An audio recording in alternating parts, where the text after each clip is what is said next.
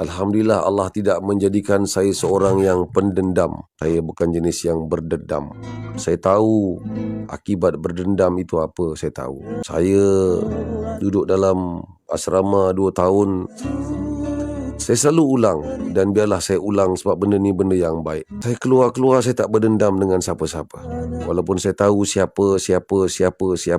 Saya tahu semuanya. Adakah benar Ismail Khalil betul-betul bersalah di dalam kes mengedar dadah? Satu beg yang dijumpai di dalam konti radio miliknya. Siapakah pemiliknya yang sebenar? Adakah ia kepunyaan Ismail Khalil atau milik orang lain? Assalamualaikum, terima kasih dan kami hargai atas komen-komen korang untuk video lepas. Bekas penyampai radio Ismail Khalil Hamzah dihukum penjara 30 tahun selepas Mahkamah Rayuan Putrajaya mengenepikan keputusan Mahkamah Tinggi yang melepas dan membebaskannya atas kesalahan mengedar dadah.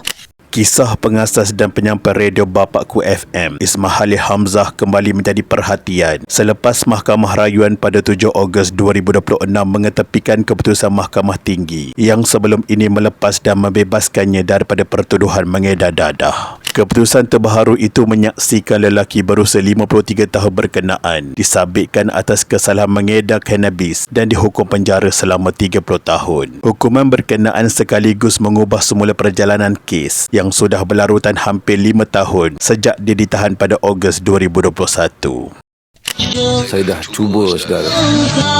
Tak ada siapa yang mampu dan boleh memandu radio Bapakku FM ini.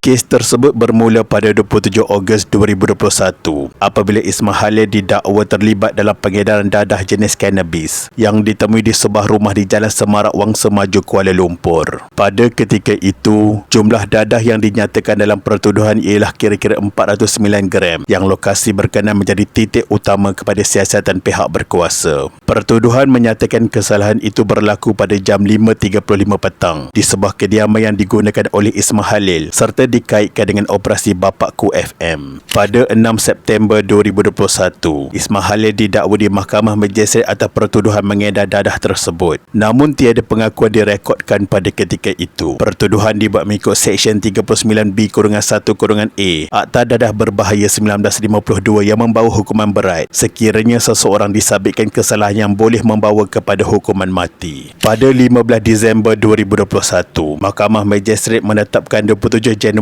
tahun berikutnya sebagai tarikh sebutan semula kes selepas mendapati laporan kimia daripada Jabatan Kimia Malaysia masih belum disediakan. Peguam Ismail Khalil ketika itu Adi Zulkarnain Zulkifli menjelaskan anak guamnya masih menunggu proses tersebut sebelum kes boleh bergerak ke peringkat seterusnya. Beliau turut memaklumkan Ismail Khalil ketika itu masih ditempatkan di penjara Sungai Buloh sementara menunggu perkembangan kesnya. Peguamnya memaklumkan Ismail Khalil tidak mempunyai sebarang masalah kesihatan dan diberikan tugasan ketika berada di penjara. Malah, Ismail Khalil turut berkongsi tulisan tangan mengenai kehidupannya di sebalik tembok penjara sebelum bahan berkenaan dikongsikan oleh peguamnya kepada orang ramai.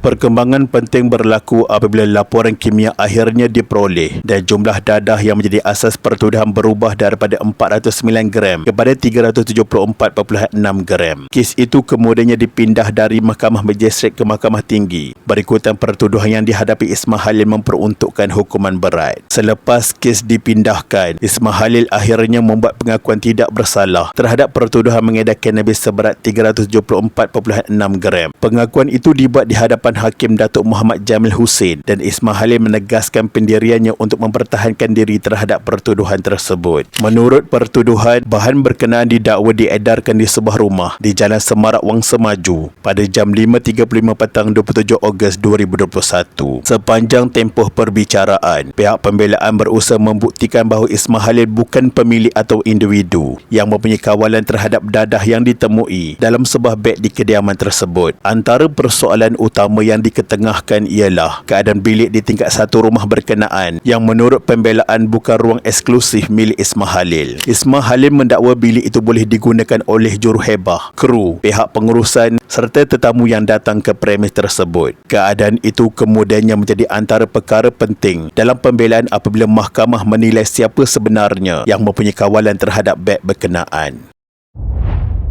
Ketika memberikan keterangan membela diri, Ismail Khalil berkata bilik tersebut digunakan oleh Juruhebah untuk berehat, menunggu giliran ke udara, bersolat serta mengecas telefon bimbit. Menurutnya, sesiapa sahaja boleh keluar masuk ke bilik berkenaan dan terdapat individu yang meninggalkan barang peribadi seperti beg, jaket, komputer serta telefon bimbit di situ. Keadaan itu menyebabkan dia tidak mengetahui siapakah pemilik sebenar beg yang kemudiannya ditemui mengandungi dadah. Ismail Khalil turut menceritakan detik serbuan polis yang berlaku pada petang 27 Ogos 2021. Ketika itu, dia baru pulang dari kampung dan sebelum itu sempat berbual bersama beberapa individu termasuk Juruhebah serta isterinya Nur Haslinda. Kemudian dia naik ke tingkat atas untuk mengambil tikar sembahyang kerana mahu menunaikan solat asar sebelum sekumpulan lelaki berpakaian preman menyerbu bilik tersebut. Ismail Khalil mendakwa dirinya ketika itu terkejut apabila mendapati sekumpulan anggota polis masuk dan menggeledah bilik berkenaan. Anggota polis turut bertanyakan mengenai sebuah beg sebelum dia diarahkan mengambil beg yang berada di hujung katil. Dia mendakwa tidak mengetahui kandungan beg tersebut dan hanya mengetahui terdapat dadah selepas dibawa ke balai polis. Dalam keterangannya, dia turut berkata ketika serbuan berlaku dirinya digari dan sebuah pistol diacukan ke arahnya. Pihak pendakwaan bagaimanapun mencabar keterangan Ismail Khalil ketika pemeriksaan balas di Mahkamah Tinggi. Antara perkara yang dipersoalkan ialah keadaan bilik tersebut dan dakwaan bahawa orang lain bebas keluar masuk ke dalamnya. Pendakwaan turut mencadangkan bahawa ketika serbuan berlaku hanya Ismail Khalil berada di dalam bilik berkenaan dan dia seolah-olah cuba mengalihkan kesalahan kepada pihak lain. Ismail Khalil bagaimanapun tidak bersetuju dengan beberapa cadangan yang dikemukakan kepadanya sepanjang pemeriksaan balas tersebut. Isteri Ismail Khalil, Nur Haslinda Abdul Manaf, turut dipanggil sebagai saksi pembelaan dalam perbicaraan berkenaan. Haslinda memberi keterangan bahawa bilik tersebut digunakan oleh pihak lain dan bukan semata-mata untuk kegunaan suaminya. Sepanjang Ismail Khalil berada di penjara, keluarganya turut berdepan kesukaran dari segi keuangan dan kehidupan harian. Nur Haslinda mendedahkan bahawa dia terpaksa memainkan peranan sebagai ibu dan bapa kepada 3 anak mereka yang masih bersekolah. Keadaan menjadi lebih sukar apabila akaun bank Ismail Khalil masih dibekukan sehingga menyebabkan sebahagian urusan keuangan keluarga perlu ditanggung olehnya seorang. Walaupun begitu, Nur Haslinda terus hadir memberikan sokongan kepada suaminya sepanjang proses perbicaraan yang mengambil masa bertahun-tahun. Mahkamah Tinggi Kuala Lumpur hari ini melepas dan membebaskan bekas penyampai radio Ismail Khalil Hamzah daripada pertuduhan mengedar dadah di rumah sewanya di Jalan Semarak 2 tahun lalu.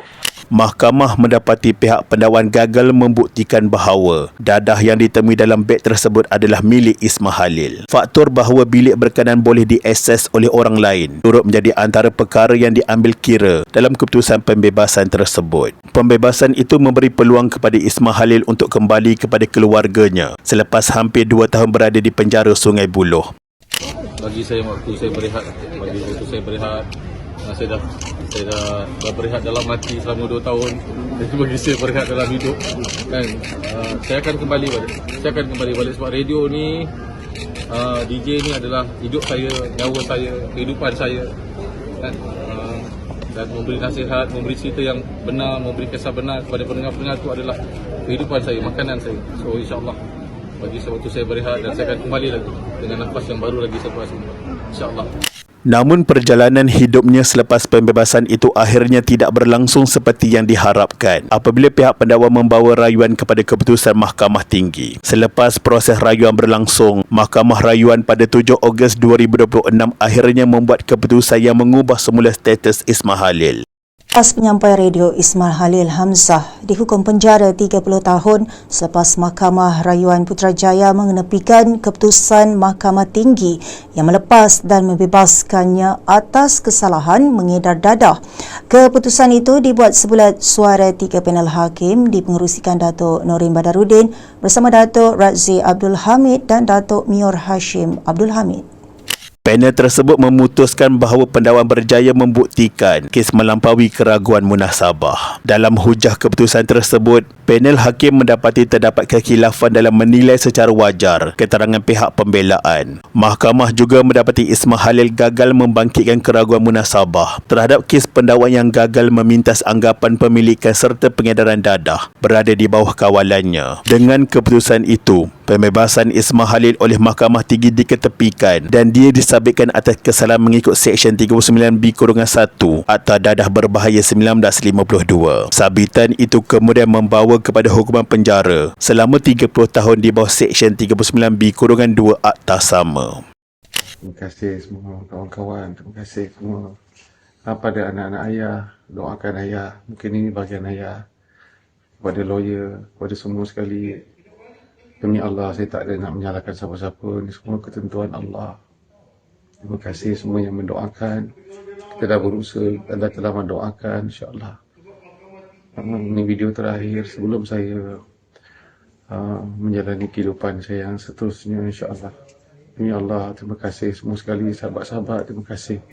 Adakah benar Dawan Ismail Khalil yang dia sebenarnya dianiaya oleh pihak polis? Sampai ke hari ini, setelah melalui perbicaraan yang cukup panjang, Ismail Khalil tidak mengaku kanabis itu kepunyaannya. Jadi adakah benar semua ini angkara khianat? Melalui perbicaraan mahkamah, semuanya telah terbukti. Tetapi jauh di sudut hati kita semua tahu, sesuatu perkara itu mudah untuk dimanipulasikan. Sekian, terima kasih.